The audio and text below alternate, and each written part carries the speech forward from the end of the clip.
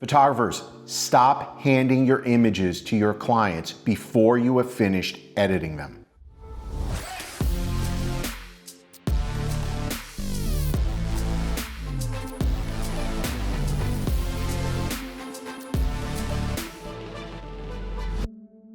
What's up everyone, my name is Sal Sincata. I am a professional wedding and portrait photographer, and today I want to share with you some tips and tricks to provide your clients and your studio with a better, fully edited image. It's not as hard as you might think. And hot take here, I'm sure I'm gonna be hearing from some of you, I just like doing natural images. I wanna capture the day the way it was when I photographed it. Guys, I'm here to tell you that is a bunch of BS. Here's why. If you talk to real people, real clients, very rare. I'm not saying there's no one. I'm sure there are people out there who want this, but for the most part, I've never met a client who does not want the best version of themselves there, right? And we're gonna talk about how to do that in a quick and easy way, right? So stay with me on this. There's more to editing your images than just purely color correction or cropping and straightening. There's things like beauty retouching and then stylizing those photos. And I promise you, your clients want that. Why? Because they see it everywhere. Think about Hollywood movies. If you watch a Hollywood movie, very rarely does the movie not have what's known as a color grade on it.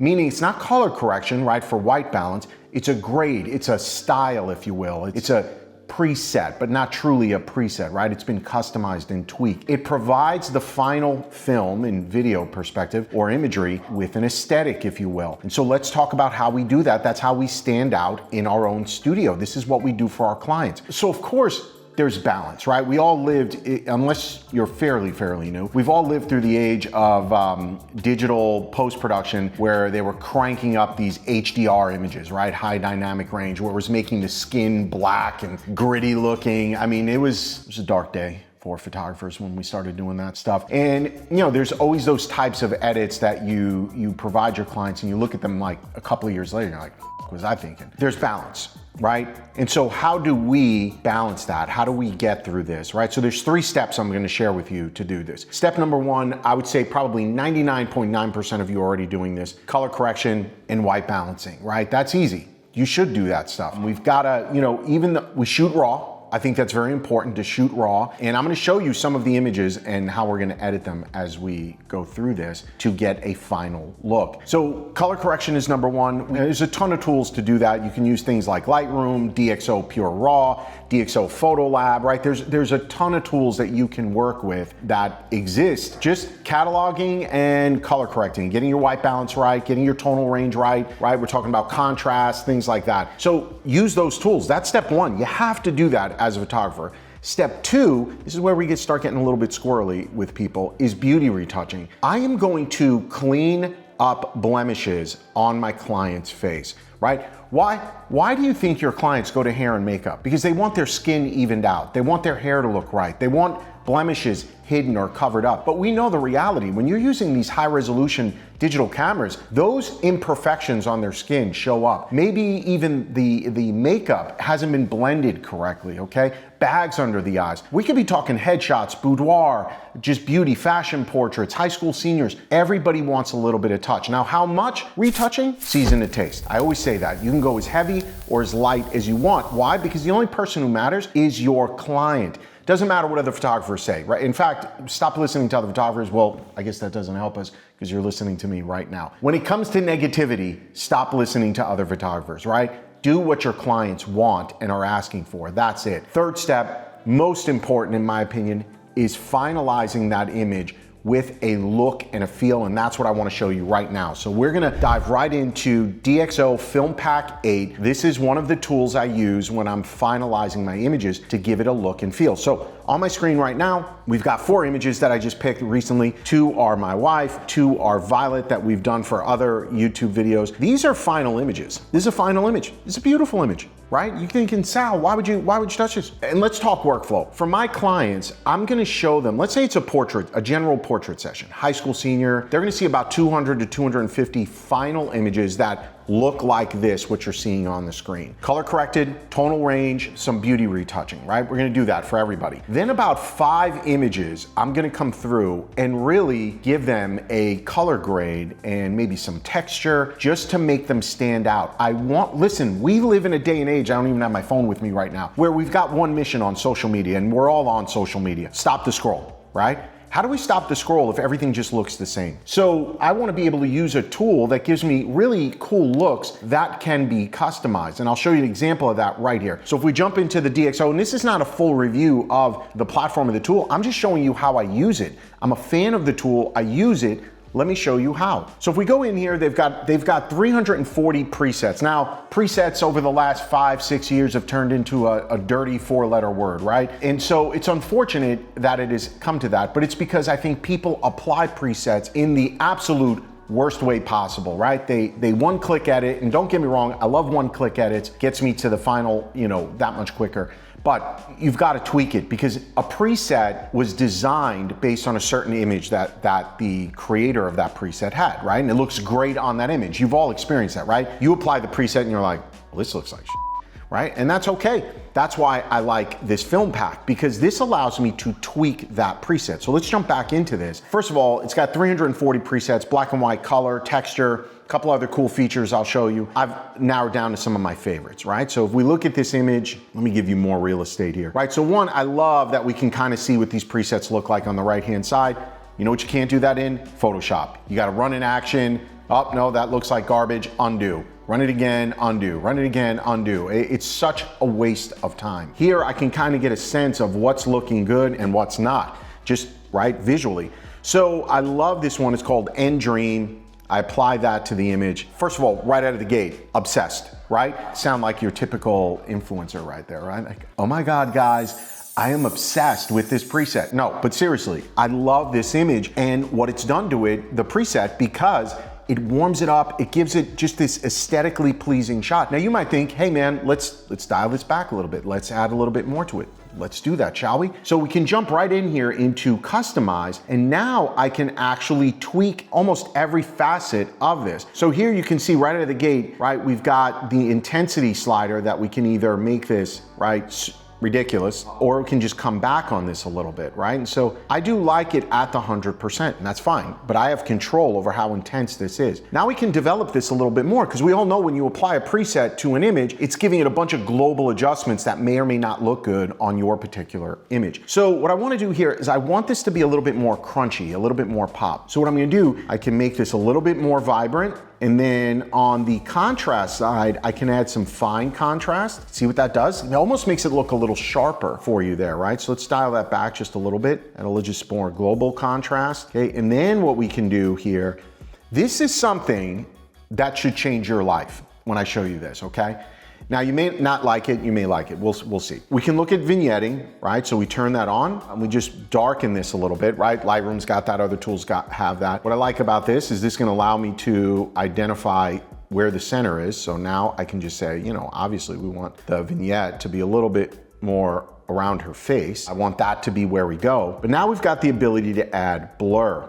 Now, we're gonna add this. I'm gonna go crazy with it just so you see, right? Let me show you something here. Now I'm gonna set center on this. Obviously, we want, focus to be around her face. Now I've done it this heavy-handed for a reason, okay? Just so you can see it. I like when I'm working with things like this to go almost at 100%, just to make sure if I look at this, it's like, kind of like, okay, are her eyes still in focus? What does the fall off look like? So watch, I'm gonna adjust transition here a little bit to make that transition look a little natural, adjust the radius a little bit. Right, so we're giving a little bit of a feather there and controlling that. All right, so let's soften that a little bit more, okay? Now, of course, it's too much. We're gonna dial this back, all right? And if I hit D, let's apply this, before, after, before, after. I really love the after, I'm not gonna lie. You might like the before, let me know. But here's something I'm gonna tell you that should change your life. Start watching Hollywood films. When you're watching Hollywood films, pay attention to these 4 corners, right? They're gonna be blurry. Start paying attention. This is a trick they use in Hollywood because when they're filming with these 8K cameras, literally everything is sharp, everything's in focus. And what happens when everything is sharp and everything is in focus? You don't know where to look with your eye visually. So of course we have tricks we can use as photographers, whether we're talking video or stills. What are those tricks? We can use light and darkness, right? The vignette. And then we can use blurriness so that it's driving your eye to the sharpest part of the image. Does that make sense? So start watching Hollywood films, and I promise you, you're gonna come back to this and be like, you were fucking right about that. Sorry about dropping the F-bomb. I get excited, so we'll bleep that out. All right, so I love that, right? So that image is perfect, just the way it is. How quick and easy was that? Now I'm gonna do 3, 4, 5 images for a client that look like this so that they're seeing everything in standard color correction, but then they're seeing images like this where it's got this kind of like elevated look and feel to it. I would do this for my weddings, for boudoir, for seniors. Headshots might be the only thing I don't do something like this, but if I was doing lifestyle photography for a brand, I would do stuff like this as well. All right, everybody, I just want to stop right here and share with you an incredible discount from DxO. Use code Syncada and get 15% off year round. And if you're watching this between November 18th and December 2nd, you get an additional 5% off for Black Friday specials. Now, I will tell you this, the good news about this is it is a perpetual license. It means once you buy it, you own it forever. You don't have to pay monthly fees, annual recurring fees. So this is a great deal. I hope you love what I'm doing with the tool. Let's get back to the video. So let's go look at another image here, okay? And this is gonna allow us to save it out. We'll just save this out as V2. Okay, so let's look at an image of Alyssa here. Again, this was a photo shoot I did of Alyssa. We were just in LA. I posted this. There's a video of it. Her skin looks flawless. There's no doubt about it. That is incredible hair and makeup on that. If you look at the video, it looks the same. It's unbelievable. So maybe the beauty retouching didn't have to be done on this, but color graded for sure. So now you can do things where, sorry, I'm gonna show you this. I gotta go backwards. Like, bear with me, man. You're gonna really appreciate this. I'm gonna go to this image right here. DxO did this really cool thing, right? I just found it by accident. It's called Time Warp. So let me click on this. So if I click on Time Warp, it gives me this timeline on the bottom of the screen of like the styles of photography and looks as they go through. I mean, some of them are useless. I would never use these. They're really bad, but some of them are, you're like, that's pretty freaking good. All the way from like the late 1800s to the 2000s, right, of different styles. So you're just kind of seeing a little slideshow of your imagery go through. So I'm gonna save us this and we're just gonna jump through, right, like the 1980s, 2020. And I love this one. It's called Smartphone, and I love this. So you may not love it, but I think it's cool. So I can hit apply and close, and now, right, I've got this image. Okay, so now it's applied that to the image, and look at the before and after. I'm not saying the before is not good, but the after is kind of cool too, right? It's got that like really unique look. Anyway, I thought that was a really cool thing to do. Let's get back to the other image. That's really cool what they did there. All right, so this was an image of my wife that we photographed, and I'm gonna go back into my favorites. And there's a couple in here that I thought looked really cool, right? So we've got Fujifilm. I thought that's pretty cool. We've got an amber. The Fujifilm's, I think, really cool, right? But I want to tweak this. So we're gonna go into customize. And one of the things we can do is not only can we pull back on the intensity of this, okay? Maybe pull back on this a little bit, but we can really tweak this. We can do some split toning. So I'm gonna turn on split toning, okay? And I wanna do a teal orange. So for the highlights, I'm gonna select an orange, okay? I know it doesn't look right. Everybody calm down. For the shadows, we're gonna do a teal also. No, it doesn't look right. Calm down. And now we're gonna adjust intensity. So for the highlights, we'll come down here. We're just gonna warm up. I'm looking at her skin, and on the shadows, we're gonna kind of do that, kind of give it the before and after. All right, it's kind of cool. Do this a lot in Hollywood. You start watching Hollywood and cinema, teal and orange, it's a thing, okay? Then I'm gonna come down here. We'll do the vignette, just add a vignette there, and we'll add some blur, just a little bit. And we'll control the blur, make sure her face isn't blurry. We should also do that with the vignette. Make sure we're getting her face there. Apply that. I don't know, what do you like more, the before or the after? The after's kind of cool. It's got a vibe to it, man. And that's ultimately what we're looking to do, is just give these images a look and feel that stand out from the rest. That'll stop the scroll, right? Let's look at one more here. Yep, let's save this, okay? And let's look at a black and white, let's say, okay? So this is a beautiful color image, final image. This was the day. It was an incredible day down in Jacksonville. We were at the beach doing some content, and now I want to, look at some black and white. So they have a ton of black and white filters, and so let's look at those as well, right? So I can go here and filter, and just filter by black and white, and then remove that. The filtering system is really slick too. I think they did a great job there. So I've got some that are my favorites, but then you could see all of these, right? Fujifilm, Ilford, right? If you're a film guy, or you came up old school with film, I love some of these. And the biggest thing as you're going through this, and this is probably beyond the scope of this video, is you're gonna see Delta 100, Delta 400, Delta 3200. I came up in the days of film, right? I've been doing this a long time. In the days of, and this isn't like for me to be like, back when I was a kid, that's not what I'm saying. On our cameras today, we just adjust ISO, right? And life is good. But back in the day, you didn't have that, right? In the cameras, the ISO adjustment was the film. So you had to know, if you're shooting in a dark church, you're gonna need about ISO 3200, right? ISO 1600. If you're shooting outdoors, maybe you're at, you got a pack of ISO 100. And if you were coming out of the church with ISO 3200, I promise you were not shooting outside, or ISO 800, you weren't shooting outside with that film, right? You just blow everything out. So you had to keep track of your shot count, things like that. So where I'm going with all this is it's about noise and grain when it comes to the digital level, right? So for example, here's a Fujifilm. I just want to show you this, right? Let's see here. Here's a Fujifilm 1600. What you're going to notice here is all that grain on her, right? As you're looking at the screen, just a lot of grain. That's noise from, right, the ISO there. But if you go to, which are one of my favorites, an Agfa 25, look how smooth that is, right? But that film works digitally, but it would have been very hard in a normal environment to shoot it that way, right? To get that kind of smooth. But this is what I like. This is why I like digital, for that matter. Now you may go, hey man, I like it with more grain. It feels more nostalgic, right? Season to taste, man. Do your thing. So these are a couple of my favorite here, right? The Agfa 25 is just like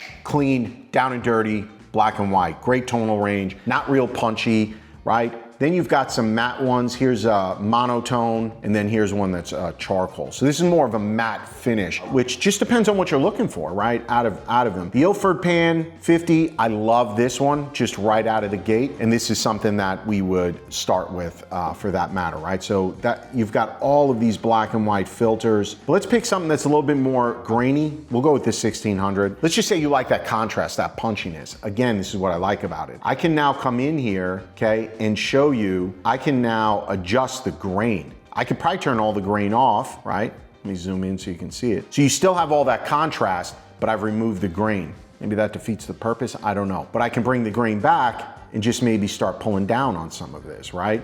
Just all sorts of things that I can do. Camera type, where we can do that stuff and just give it this really unique look. If we go down, right, all these features are available. Now, one thing worth showing you, just because I'm showing you this tool that I do use, and I'm gonna have a special now in the comments for you to take advantage of if you like. I mean, it's something you should have on your computer. It's not expensive. Add it to your computer and give your clients a polished image. But let me show you one more feature here that's really cool. If we go back to this image just being in color, you've got these luminosity masks. So we all are messing with masking in one way or another, but this is tied to tonal range basically, right? Highlights and shadows. And so what I can do is say, hey, I'm gonna add a mask, okay? And you could see this tonal range here, and I'm gonna add it to just the darkest of shadows, right? And I can start clicking through this and seeing where this mask is being applied. Now, of course, I'm moving to all the highlights, which is just really that one area. So the absolute blacks and absolute whites are probably too high. You're gonna operate somewhere here in the middle. And then what I've got the ability to do is feather this out even more so that it's affecting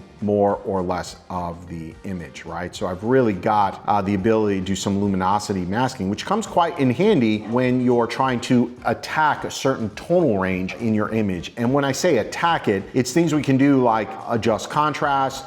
So for example, let me go back to this image of Alyssa, okay? And let me apply that preset again. Let's go with this guy. So now what I can do from a luminosity perspective is I can add a mask here. And now you can see this is affecting the midtones. But let's say I just want to move this down towards the shadows, right? There, right about there.